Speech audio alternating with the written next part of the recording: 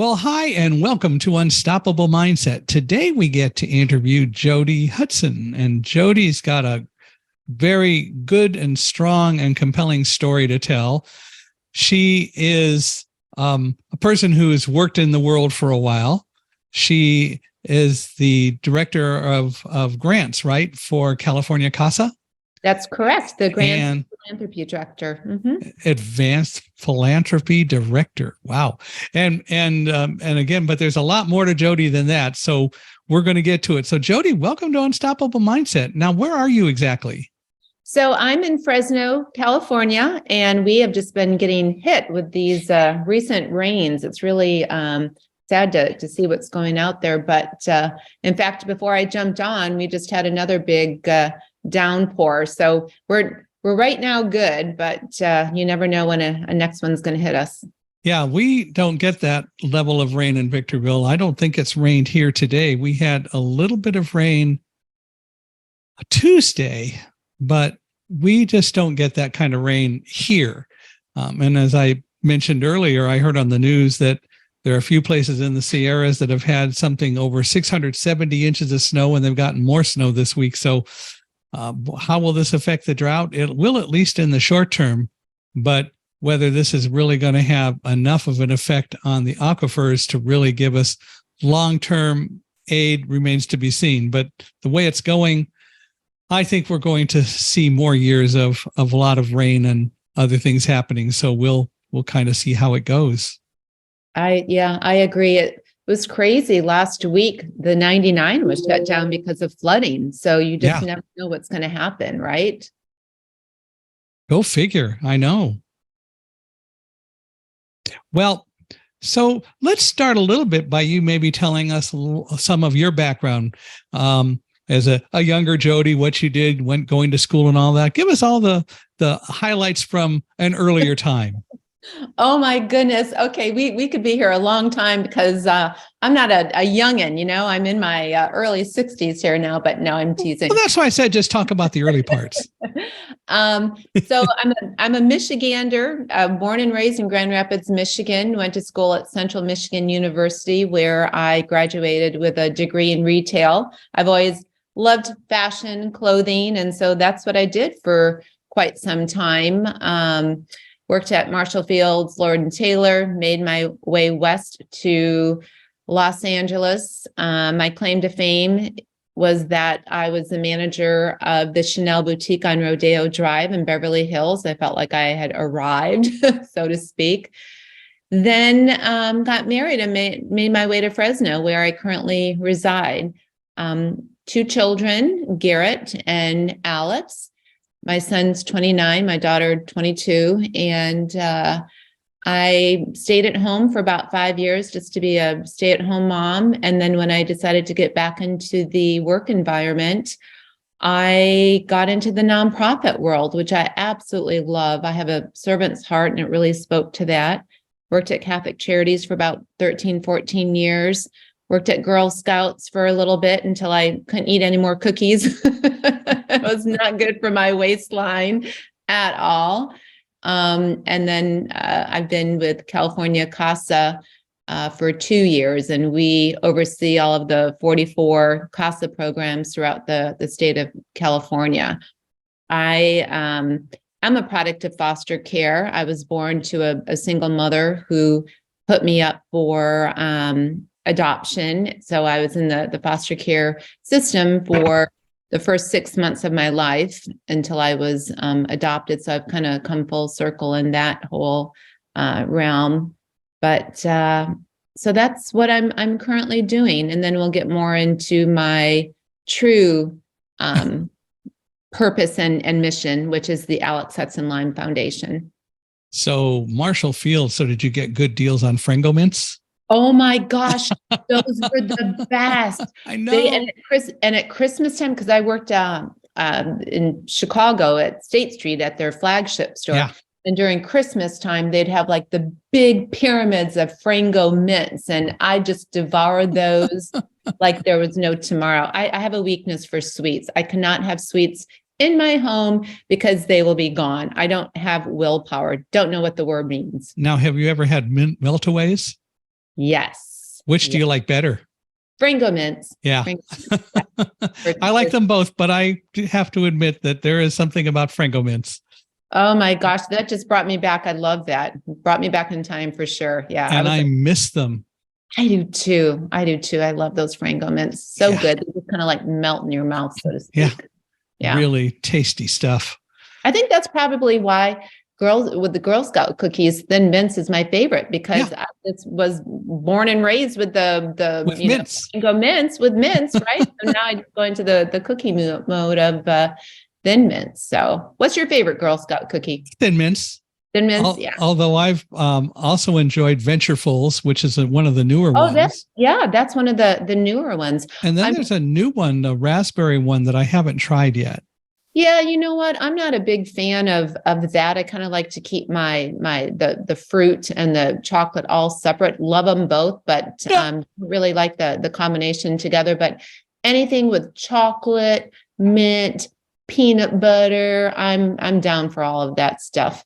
So I bought a case of Thin Mints. Well, actually, last year, I guess. I bought a case of Thin Mints, but somebody misunderstood and they made the order for 2 cases. Oh. And so I accepted that and I took them all. But even with the 1 case, what I did with 2 would have been the same with 1, which is they all mostly get put away mostly in the freezer. And for me, especially, out of sight, out of mind. And so most of them are still there and they will be eaten over time, which makes it a little bit frustrating for the Girl Scouts every year, because I don't buy a case every year. It'll take me 3 years sometimes to eat those 2 cases. As I said, out of sight, out of mind.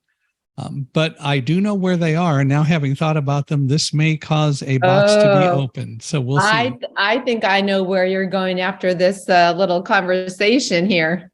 Yeah, I promise I won't get up and go do that while we're talking. Okay. But still, so you got into this whole idea of the nonprofit. Well, actually, another memory going back to Chicago and Marshall Fields. Do you remember Robert Hall? I do. Where the values go up, up, up, and the prices go down, down, down. Yep. Ah, those were the days. Having been born in Chicago and lived there for 5 years and been back occasionally, but still. I love Chicago. Great stories and great stores. I just don't like Chicago when it's December, January, and it's like 80 degrees below with the wind chill factor, and you're trying to make your way from where you live in Lincoln Park down to State Street. A little bit tough. And even with the L, it could be tough. Oh yeah. But boy, I had good times there. I had just graduated from college, so I was making a little bit of money, hanging out and living with my sorority sisters. So it was just like an extension of college. But when you have a little bit of money, it's a little bit more fun. Yeah. Well, you bring back memories for me. Also, a few years ago, I was in Chicago for a speech, or I was there for a convention. I don't recall which now, but they were doing the event where, to raise money for something, they did the polar plunge. So everybody would go and jump in Lake Michigan. Yeah. And I think Rahm Emanuel was the mayor and Jimmy Fallon was there, and they decided they were going to go do the plunge. And I was watching it with my cousins on TV, and they went in the water. It was 0 or colder. Ooh. We were very happy to be in a heated house. And the reporter said, these guys are doing it all wrong, because they went in their suits, and as soon as you get out of the water, you can go into a tent that was warm where you could dry off. But just before they got out, a woman got out who was just wearing a bathing suit. And the reporter said, how much smarter she is, because it'll dry right off and she won't be cold very long. And they were right, but well, that's the difference between intelligent people and politicians sometimes, I guess. I don't know. Oh my gosh. My dad had a summer camp in Grand Haven, Michigan, and that brings me back to those memories, that summertime with like the polar bear plunge. We had that with the kiddos getting up early in the morning, like at 6 o'clock and going down. And if you did it every day, then you got like a special award. But yeah, I never did it. I watched my campers go in, but I'm like, yeah, that's a little too cold for me. Yeah. But, it's part of our country, and it's always fun to go to different places. And of course, going to Chicago, always for me, at least, there, I'm sure, are better places, but I like to go to Uno's and get a nice, good deep dish pizza too. Oh, deep dish pizza. Yes. Yeah. And it's a fun place to be in Chicago on St. Patty's Day too. So that's always a blast. Down the river green and drinking green beer and all that good stuff. Yeah. Chicago's a fun city. Yep. Memories. Well, tell us about California Casa a little bit. So you've been doing that for now, what, 2 or 3 years? Yeah, for 2 years. And as the grants and philanthropy director, I help to raise money not only for California Casa, but for our network. So California Casa is the parent, the umbrella, so to speak, over the 44 CASA programs throughout the state of California. And we, our initiatives, our mission, our, philanthropy, everything is in support of foster children. And there's 80,000 foster kids in the state of California. And what a CASA does is they are that one person, that link to help these kiddos to navigate through the court systems, to be that voice for them, to help them where maybe they don't have a mom, dad, an adult, anybody to help guide them through life. And it can be transformational for these children to have a CASA appointed watching over them. It makes a big difference. Do foster parents help with any of that, or is this really kind of pre them or in spite of them sometimes? You know what? I mean, it's kind of done in conjunction with them as well. A CASA is a volunteer. They go through a training, which I went through a training as well, just to kind of better understand what a CASA volunteer does. It's about a 30, 40 hour training commitment. Once you go through, you actually get sworn in as a CASA in the court system. And then you are assigned a child, and you could be assigned a child for maybe a year, 2 years. Some people have had CASAs for, even greater, longer periods of time. It just depends upon, the cases.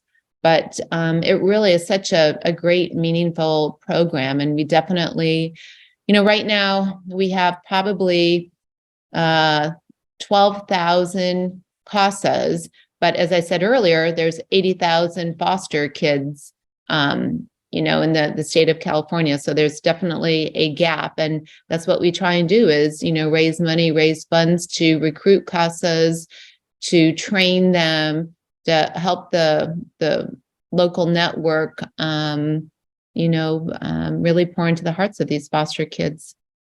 So are there centers that these people are based out of, or how does it work?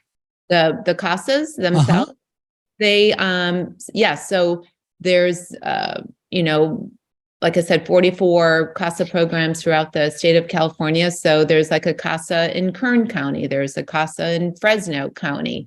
It's all, based upon the counties. Each county is really supposed to have a CASA program. And, there's 51 counties, I think, in the state of California. 58. So 58. So we're missing, obviously, a couple of CASA programs, but each CASA program is, their own 501c3. They, raise their own funds, money. They have their own board, executive directors, own staff, and we come alongside them to support them and to give them, additional training, additional resources, and help where we can. We were lucky enough, California CASA, to be working with a lobbyist team who petitioned, and we did receive a state appropriation in Governor Newsom's budget for $60 million. And that is, going to be funneled out to our CASA programs. However, as we know, the state of California is a little messed up right now with budgets. And we only received the first wave of that $60 million. We received $20 million, and we were able to pump out that money to our network. But the other two phases are in jeopardy right now, and we are petitioning and trying to get that money back. So we will see. Is that because of the legislature in some way, or what? Correct. Yeah. But we are very grateful for what we did receive, and that was a blessing. We didn't even think that we were going to get that. And it really is to help our programs with infrastructure. It's to help them with, recruiting. It's to help them just really build upon their programs. So yeah, we're hopeful. The legislators and other government officials and senators and people in the Capitol, they were not happy that our funding was cut, because they really have become aware of our programs and the impact on the foster children. So we do have some really good people in our corner. So we'll see what happens. Who cut it? Who cut the funding? If the governor had it in his budget and so on, what happened? It was in the legislative portion of the budget. So I don't know all the, the details, yeah. Inner workings of how all that happens. And, with politics, things can be moved around, things can be cut because maybe they're negotiating and looking for something else. Who knows what goes into all of those discussions. But like I said, we've got a lot of good champions and people in our corner. And it wasn't just CASA that was cut. There was a lot that was cut. So we're just hoping that we're going to get that back. I remember now a number of years ago at the national level, there was a major discussion about the government and what it had been doing through what was called the Talking Book Program, which later became the National Library Service of the Blind and Physically Handicapped. And they, the Congress decided that they wanted to cut a bunch of the funding. They said, we can get things from other ways. And one of the magazines that was produced under the program was Playboy. And the Congress people with the conservatives said, well, that's ridiculous to publish Playboy. The blind people can't take advantage of all the pictures and stuff. And the answer to that was, that's correct. But go read Playboy, read the articles, because there were many well-written articles, and mostly they are really good articles in Playboy. The original story, the short story, The Fly, came out of Playboy, among other things. And eventually it got dealt with, but people do get some very strange ideas about things from time to time, don't they? They sure do. And, I've never seen a Playboy, but I did hear that there were some really great articles in there. So, but yeah, so, we'll just have to kind of wait it out. I mean, we're still full speed ahead, and we are, implementing what we can with the funding that was awarded to us in our programs. And we're grateful for that. We are a 501c3, right? So you obviously do a lot of soliciting outside of what the government provides? Oh, absolutely. I mean, we have, government money, we've got, private funding. So yes, we have different pockets that we definitely, reach out to. But, from the pandemic, it's tough for fundraising, for nonprofits. I mean, everyone was losing out because they weren't able to have fundraising events and other things, and people were really tightening up their belt. So, we'll have to see how things work out. But the nonprofit world is definitely hurting. Yeah, and it's going to be a process. Well, for you though, what made you go into the whole idea of doing nonprofit stuff? So clearly that's different than what you've done in the past. Oh, absolutely. Retail and nonprofit, very, very different. But although you contributed to the nonprofit of Marshall Fields with Frango Mints, but that's okay. That's right. So So I had my son in 93. I had my daughter in 95, and then I stayed home for 5 years. And then when I was deciding to, get back into the workforce, one of my girlfriends became a development director over at Catholic Charities, and she called me up and she said that she was going to be starting this position at Catholic Charities, and she was going to be forming a women's guild, and that she wanted me to be on it. There was going to be about 12 of us that were going to, be the pioneers of this guild, and to come and, take a tour of the facility and see what I thought. So sad to say, I mean, I'm Catholic, but I had never heard of Catholic Charities before. So got in my car, went down and opened up the doors, took a tour. I saw the clientele. I saw the people there that were, waiting for services. And I just had this aha moment where this was where I was supposed to be. I was supposed to be giving back. I was supposed to be helping those, less fortunate. And I told my girlfriend Kelly at that time, I said, yes, I want to be part of this guild, but even more importantly, I want to see if there's employment here. I'd love to work at Catholic Charities. And as luck would have it, there was a position open, and it was for in the food pantry, overseeing the food pantry, and check this out, overseeing the thrift store. Well, I think with my degree in retail and working on Chanel Boutique, I qualified to oversee the Catholic Charities thrift store. So the joke was always, here's Jody from Rodeo Drive to Fulton Street where Catholic Charities was. And yeah, the price tags are just, a couple of zeros off, but hey, she can handle this. So I fell in love with it. And it was so good as my kids were getting older, to bring them to these like food drive events and, the farmers market that we would have, and they would see what the face of poverty looked like. Mm-hmm. And they fell in love with it. And, they were always there supporting my fundraising efforts and, just supporting giving back. So it was wonderful. It was really good.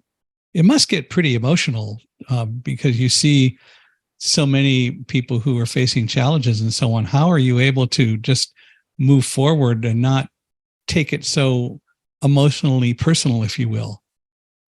That's an excellent question. And it was very hard for me in the beginning. I wanted to take home these children that I saw. I wanted to fix everything. I wanted to be the savior. I wanted to be the knight in shining armor. And I realized that I couldn't do it, right? I mean, I was limited in what I could do, but I could go out and raise money so that the pantry would be full of food, so these families could eat, so these families could, go into the thrift store and purchase clothing or be given clothing and hygiene every so often. So I could do, what I could do in my wheelhouse. But you're right, it was tough. The first 6 months, I took it home with me. There was no separation of my work and my life. But it just became more of a driving force for me in my job, more motivation to really get out there and get the community involved with our mission and what we were doing. And even though the name said Catholic Charities, we never asked what people's religion was. Hey, if you have a need, then we're going to be there and we're going to meet that need. Yeah, and it is an issue and a challenge for I know a number of people to get beyond the being so emotionally involved that you can't separate it, while at the same time developing a greater empathy. And in fact, I think it makes sense to develop the empathy and the understanding, but you can't take it personally because you didn't cause it all, and all you can do is try to work to fix it. Right. And I said about my children going down there and being exposed to that. To this day, my son, he'll tell me, Mom, he goes, it's a blessing and a curse, this empathy that has been passed on to me, because he wants to be now that fixer, and he wants to, when people come to him and share their problems, I mean, he wants to, help them. And he's going through that process right now, realizing that he can't fix everyone's problems, right? He can only do so much, but it's definitely tough. What does he do? So he used to work at Merrill Lynch. He graduated from ASU in 2018, got a job right out of college. I mean, super smart young man. And he worked at Merrill Lynch for over a year. And that just wasn't him. Like I said, he has that empathy, that very sensitive heart. And we also had a, family crisis during that time, and I'll get into that later, but he just really, and then we had, the pandemic hit. So he left Arizona, came home to Fresno to try and figure out what it was that he wanted to do. And now he's been with his current job for over a year and really, really excelling in it and doing well. And I think he has found his niche. And he works for this organization called Behavioral Stars, and they are assigned troubled children from the school system.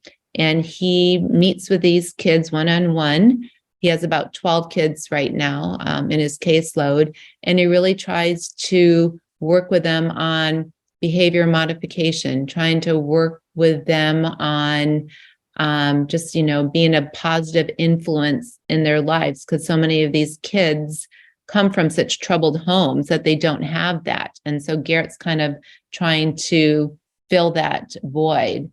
And he's done very, very well. Just this morning, he sent me over a text, and he had to present to his team on some like motivational, inspirational messages. And it was like a 20-30 minute presentation.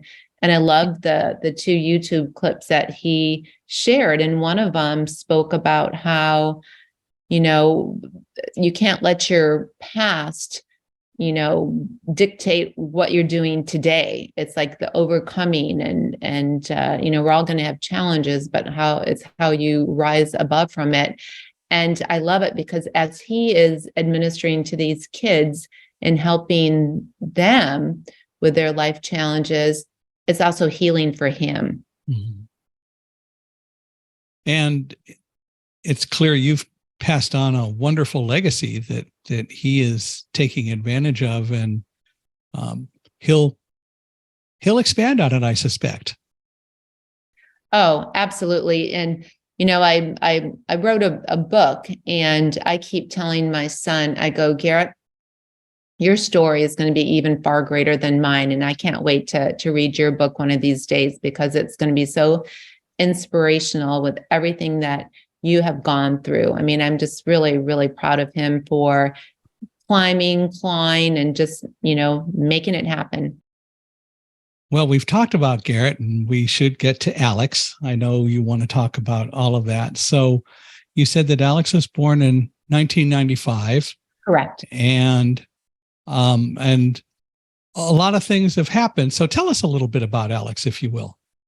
Sure. So Alex was supposed to be a Christmas baby. Her original due date was December 25th, but she came a little bit early, and she was just a sweet, sweet baby. She, and her first 5 years, I mean, just a very sweet, shy, innocent little girl. And then she discovered sports, and the tomboy in her really came out, along with the big brother that was right by her side helping her. So she was very active. She played soccer, she played softball, she ran track, she did cheerleading, volleyball, you name it. And she was a very good scholar too. Her brother definitely had more of the smarts, but he didn't apply himself. Alex worked much, much harder for her grades and did very well with that. And then in the 5th grade, she started developing joint pain, inflammation, and we thought it was all related to her sports. And that's what the doctors thought as well, that she was just an overworked, athlete. And so she would suck it up. She would like tape up her legs, ankles, do the ibuprofen. Well, that went on for several years and nothing really changed. In fact, it just kept getting worse to the point where her freshman year in high school, she was playing basketball, running on the court, and her knees ballooned up to be like the size of grapefruit. And she dropped to the ground and she was carried off by her teammates and coach. And they ran some x-rays and they discovered that she needed to have knee surgery, that she had some issues with her knees. So she had one knee surgery done on her right knee. And they said if that took and did well and it was successful, then they would do the left knee. Well, it didn't help. It didn't change anything. So basically from her freshman year in high school on, she could never run again. She, it was the beginning of the end for her because she couldn't play sports any longer. Everything that she had identified with was gone. And in high school, that's especially hard when you lose your peer group. And so she really went through a dark period for a while, only had maybe a friend or two, started losing weight, started developing digestive issues. Then we, started thinking, well, maybe she's got anorexia or an eating disorder. I mean, we just really went through hell and back. And she graduated from high school, went to a junior college because we were still trying to figure out what was going on with her health. And she did well at junior college and applied to several colleges and ended up getting a full ride at UCLA. But she wasn't able to carry that out because she was losing weight and she was down to about 80 some pounds. And we were going from doctor to doctor, probably 40 plus doctors. And Alex on her own, just by going on the internet, found this doctor down in LA who specialized in digestive issues. And she said, Mom, she goes, I think I found the doctor that might be able to help me. And at that point, I'm like, sure, what's another doctor? I mean, we've been, striking out with all of our local doctors, and everybody at this point just thought she and I both were crazy, right? Because they would run tests and they couldn't find anything wrong with her. So we got in the car, went down to LA, and within a half hour of talking with this doctor, he asked me, Mrs. Hudson, has anybody tested Alex for Lyme disease? And I innocently said, what is Lyme disease? Mm-hmm. And then he told me what it was. And this was in 2017. And I really had never heard about it. And here I am from Michigan, thinking that maybe I would have heard about it growing up. But we consented to her getting tested for Lyme disease. And a couple of weeks later, sure enough, came back with a diagnosis that she had Lyme disease. So what's the test? What's the test that they use? The test, if you go to a regular doctor, most of them are still testing with an outdated Western blot test, which will give you false reads on it. This doctor was smart enough to have Alex tested through IGeneX, and IGeneX is out in San Jose area. And they are very detailed. I mean, it's everyone sends people to IGeneX because they know that testing, that's part of the problem with Lyme disease. Testing can be so what's the word I'm looking for? Not reliable, inaccurate. Yeah, inaccurate. Yeah. So tested her with the IGeneX, and that's what it came back with. So in that moment, I had to, first of all, as a parent, figure out what this diagnosis was. And then second of all, how do I treat it? Because Lyme disease, you just can't go to any doctor. So many of them don't know about Lyme disease and how to treat it. And therein lies the problem, trying to find proper doctors that know about this disease, and also the treatment, because it's not like cancer where there's a tried and true path. with Lyme disease, it's almost like, here's your buffet. You can do antibiotics. You can do this. You can do that. Or maybe you can do a combination, and it's a trial and error. Well, Alex didn't have time to go through a trial and error. She was at 80 pounds in 2017, down to a handful of foods that she could eat without reacting. And I had to get her better quick like. Before going on, do you have any sense of how she got Lyme's disease? No, and that's the thing. 35% of people that get Lyme disease will have what's called the classic bullseye rash, where it's a circular little red ring on your body of the point of impact where people are bit.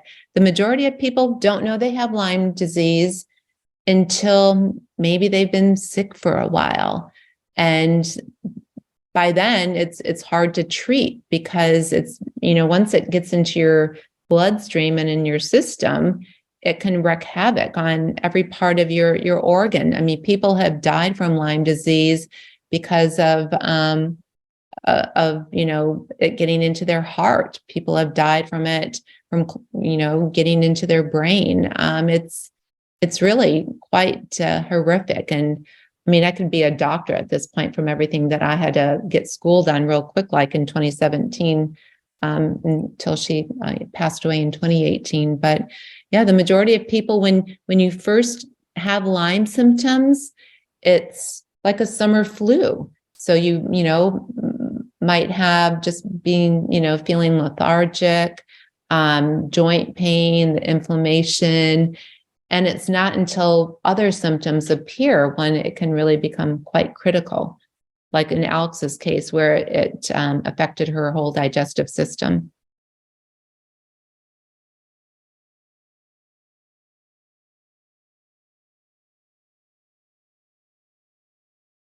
I think you're on mute. How did that Here we happen? go. Anyway, you how did you end up handling it? What did you do? Because you certainly had to do something in a hurry. So what I did was, social media can work for you or against you. And in this situation, it definitely worked for me. Two things happened once I got Alex's diagnosis. Interestingly enough, she was diagnosed in May, which May is Lyme Disease Awareness Month. And our local TV station, KC24, had just done a segment on Lyme disease. And I knew these people very well through all of my fundraising efforts at Catholic Charities. So I called them up and said, hey, you guys just did an episode on Lyme disease. My daughter's just been diagnosed with Lyme disease. I need to know these 3 women that you spoke with, because I need to find out how to treat my daughter. So that was number 1. Number 2 was I took to Facebook with Alex's consent. And I basically made a plea saying, my daughter's just been diagnosed with Lyme disease. I'm still trying to figure out what Lyme disease is. If anybody has any resources, know of any doctors locally, can put me in touch with people, please, DM me. And you would be surprised at how many people that I didn't realize had Lyme disease in the Central Valley that reached out to me. And Jessica Devine was one of them that lived right in Clovis, a couple of minutes from Fresno, who had been diagnosed with Lyme disease, had been battling it for a couple years. And she gave us the name of her doctor in Pismo Beach. And that's where we started. So it definitely helped by, getting the message out there. And when you're a parent and your child is struggling and you need answers, you do what it takes, right? Right. So you reached out to that doctor. So we reached out to that doctor. And then at the same time, we Googled best Lyme facilities, best Lyme treatment, because, I'm a mama bear. Single mom at that time. Alex's dad wasn't in the picture at all, financially, emotionally, any of that. And I was a working parent. And I thought, okay, I need to tackle this, right? I'm going to roll up my sleeves. We've got a diagnosis. We're going to get the doctor treatment. She's going to be better in a couple months' time. I was so naive. I had no idea what I was facing. And so we had this appointment with, this doctor in Pismo in June. So Alex had been diagnosed in May, got this appointment for June. But then I started researching best Lyme clinics. Sophia Health Institute was one. There was a couple others. And I basically got on the phone and I begged and I pleaded to get into these facilities. And insurance doesn't cover a lot of this. In fact, it didn't cover most of it. In a year's time, I spent over $100,000 trying to get Alex better. I sold cars. I had people give me money. I mean, it was crazy what I did. But again, any of us would do that in our situation with a sick child. So we went to the doctor in Pismo. We also went to Sophia Health Institute. And with every doctor that we saw, it was a whole new protocol. Everybody, had their own opinions. And it was just really tough. Like I said, with cancer, it's tried and true. These are the treatments that you go through. But with Lyme disease, because there's so many different co-infections, you have to figure out, what symptoms are the most troublesome. You start there and it's like, okay, eliminate that symptom, and then let's move on to the next. And that's what we were trying to do with Alex. But at the same time, she kept losing weight and she couldn't be strong and healthy enough with her treatments because she was so malnourished. So it was a mess. And no matter what happened, nobody was able to come up with any solution that seemed to help. We had a team of about 12 doctors. Because as I said, once Lyme disease is in your blood system, which for Alex, it had been since, if you go back when her symptoms first started, which we thought was just that overworked athletic body, it was in 5th grade. Mm-hmm. Now here she is in college, right? So, it had been 10 years that this had been living in her system. So she had cardiologists. She had a gastro doctor. She had, the doctor in Pismo that was kind of like the lead on this. But we had so many other people that we had to bring onto the team. And then not to mention, just she was in and out of hospitals, just trying to get IVs and other stuff in her system to keep her healthy. When did you get to the point where you realized that you weren't going to be able to fix her, and how did you reconcile that? So May of 2017, she got the diagnosis. By December, after going through a whirlwind of in and out of hospitals, different doctors, I knew in December that I was losing her. We couldn't get a leg up. And from June until December, we literally had gone cross country. Now, mind you, I was still trying to hold down a job at this time, right? So I was just going back and forth, and people were giving me their sick time and vacation time. And I was just trying to uncover anything that I could to get her better. But we realized that not only did she have Lyme disease, she had something else called mast cell activation syndrome, which she basically was allergic to almost every type of food. She was down to like 4 or 5 safe foods that she could eat. And I detail all this in my book because, it could take hours and days to go into all of this because it's just such a crazy disease. But was that caused by the Lyme's disease? Correct. Yeah, Yep. okay. When your immune system is compromised, it creates havoc in your system. And so everything gets miswired, and her histamine levels, everything were off. So, her treatments, she would try and have different types of treatments, and her supplements, things that normally she could take before. Now it was as if it was an enemy entering, a danger zone here. She would try and swallow these supplements and take her, treatment, and her histamine levels would just start attacking, thinking it was, something bad that was coming into her system. Just horrific, the pain that she was going through. But it was December. And I remember, you asked me, how did I reconcile with this? I remember getting in my car and just driving. And I pulled over and I pounded on the dashboard. And I had this serious conversation with God. And I was in tears. And I basically said, listen, here's the deal. Like I'm telling God what to do, right? I said, here's the deal. I go, you either take her right now, because I can't deal with this anymore, or you heal her. But this purgatory is not working for me. I cannot do this any longer.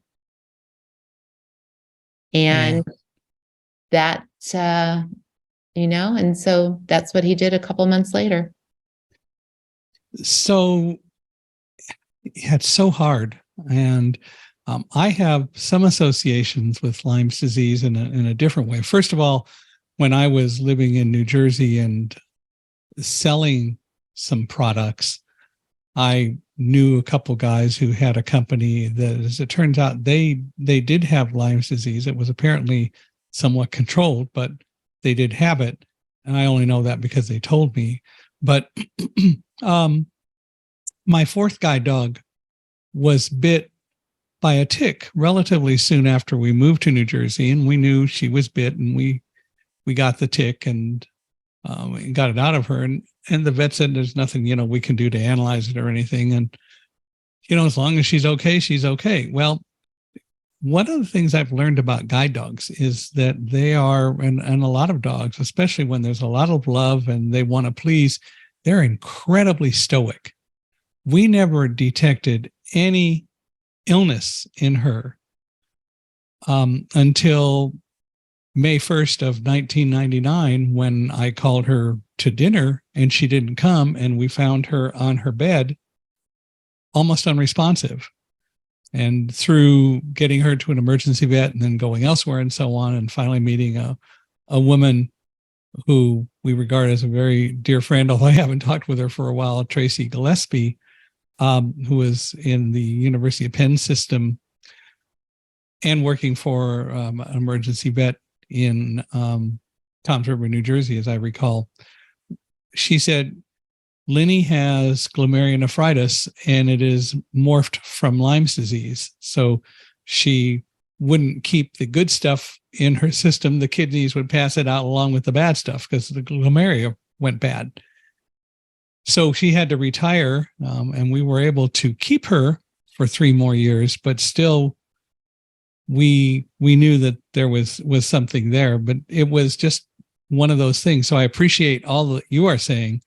And that's my closest brush, fortunately, or whatever, with Lyme's disease, but it is a very insidious thing. It really is. And pets can be carriers of Lyme disease, and, with the ticks. And that's why I always, when I'm, talking, make sure that I recognize that it's not just humans. I'm glad that you shared that story. I mean, it is, as we do tick checks from head to toe on our body, we need to do that as our animals come in from the outside, because they are just as susceptible to it as we are. Well, and being a guide dog, we kept a close eye on her, so we found it right away. Yeah. But still, it occurred. Well, so Alex passed.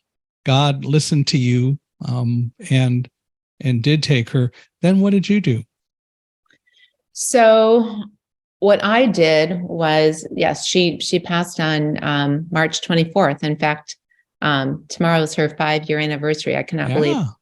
Yeah, I can't believe it's been 5 years. In some aspects of it, I feel like it was just five minutes, 5 days. And other times, yes, I feel like maybe it's been longer. But she and I were very close. We were just with everything that I'd gone through, being divorced and being a single mom. I mean, the mother-daughter bond is very strong to begin with, and ours was especially strong just with our life experiences and challenges. And when Alex was, she was bedridden for several months before she passed away, and she was always so positive, and she kept, thinking that she was going to be this Lyme warrior. She was going to, get to UCLA, finish that degree, and start her own nonprofit. And when we knew that God, had other plans for her, I made a pact with her and said that I was going to basically carry her torch for her. Mm-hmm. And so after she passed, money started just flooding in. There was a GoFundMe account that someone had set up for me, and I started receiving quite a bit of money. And I knew that was going to be my seed money to start the Alex Hudson Lyme Foundation. And here again, I was working for a nonprofit. I was still working at Catholic Charities. And I thought, okay, I'm going to, petition. I'll get someone to help me to, see what that looks like. And people had told me it's going to take about a year to get a nonprofit up and running. So I thought, okay, good. That will give me time to adjust and make the transition. Well, I received status that I had been awarded 501c3 for the Alex Hudson Lyme Foundation in 30 days. And in my classic CPA comment, my CPA, when I got the letter, I said, okay, Roland, tell me that this is like a joke. Like, this isn't true, right? Like, I really didn't get this approved so quickly. And he said, Jody, sometimes the good Lord does things that there are no explanations for. Congratulations. You have a 501c3. Yeah. And so, we were up and running in June. We started our first fundraiser. Then we were able to work with global.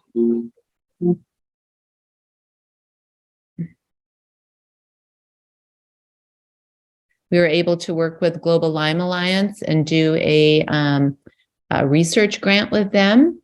We were able to award some financial grants to Lyme patients. So we, we're doing everything according to Alex's wishes. And 5 years later, we're still doing that. So it definitely, like I said before, this mother-daughter bond, I know I'm not doing it alone. I know that she, is helping me every step of the way. And you wrote a book. And I wrote a book. And that was something that I did not expect at all. Like, I am a businesswoman. I write reports. I don't journal. I don't write for fun. But this was something that was just laid on my heart. And I was a member of the Fresno State Book Club. And there was a gal in there who had just written a book. And I started talking to her. And I said, I feel like I need to get this stuff out of my head and onto print. Because just as I'm chatting with you, there's so much that people didn't realize of the journey that Alex and I went on, especially that last year. Even my closest group of friends, when they read my book, they're like, God, Jody, we just didn't realize everything that you had gone through. We thought we did. And I said, I feel bad. I wasn't able to catch everybody up on this. I said, but I was running so fast to get my daughter better that I didn't have time to bring my team along with me. So this book was written for so many different reasons, just to let people know how amazing my daughter was and what she went through. Also to, give people hope, inspiration, and also just to, give validity to this horrible disease that so many people still in the medical community don't recognize or, give it such a stigma. So the book came out last February. I self-published it. And, It's done pretty well. I mean, I've received over 100 plus 5-star reviews on Amazon, which to me, if I just, was able to impact 1 or 2 people, I thought, wow, that would be great. People would really understand what I'm trying to convey. But, just the impact and what I'm getting back from it, that people, write to me or call me, is just so overwhelming, and for them to appreciate my daughter and love my daughter, with what she went through. It's pretty touching. What a blessing. Well, Yes. Tell me, what would you like people to take away from listening to you today? So what I want people to take away from listening to me today is, no matter what challenges you have going on in life, it's how you show up that people are going to remember. And for me, in that moment when Alex passed away, it could have been so easy just to throw the covers over my head and give up and be, this grief girl. But I didn't want to be defined by that. I wanted to, have people look at me and be that example for others, be that example for my son, be that example for my friends, that no matter what I have gone through, that I can still show up every day and that there's still life to be lived. And to do that also, in honor of my daughter, right? With everything that she went through, how could I just lay in bed? I mean, she suffered far greater than I did. And I couldn't do that. So I needed to make some, purpose out of what she went through. And that's what I'm trying to do and I'm trying to accomplish. Well, how can people reach out to you and communicate, correspond, or learn more and so on? So we have a website, the Alex Hudson Lyme Foundation website, www.alexhudsonlymefoundation.org. There's ways that you can get a hold of me on the website. You can also go into Amazon and look for my book, My Promise to Alex, written by me, Jody Hudson. I would love it if, people would, buy the book and, support me through that, because all the proceeds from that book go right back into the foundation.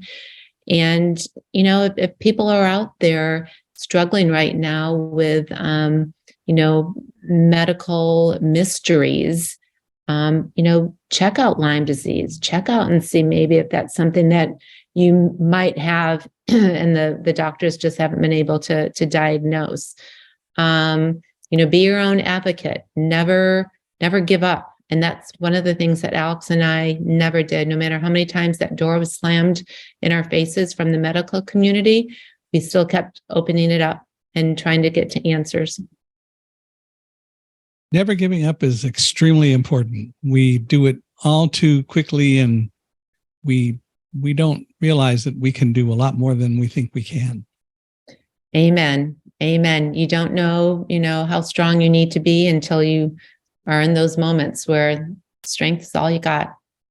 Well, I want to thank you, Jody, for being with us today and for telling your story and having the courage to do it and to continuing what you're doing, and anything that we can do to help through this podcast and so on. Please let me know. And we met through Accessibility, which I'm really happy about. And I appreciate your desire to help in dealing with inclusion and website accessibility, but more important, anything that we can do to continue to promote what you're doing, we're in. So I want to thank you for that. And I want to thank you for listening to us.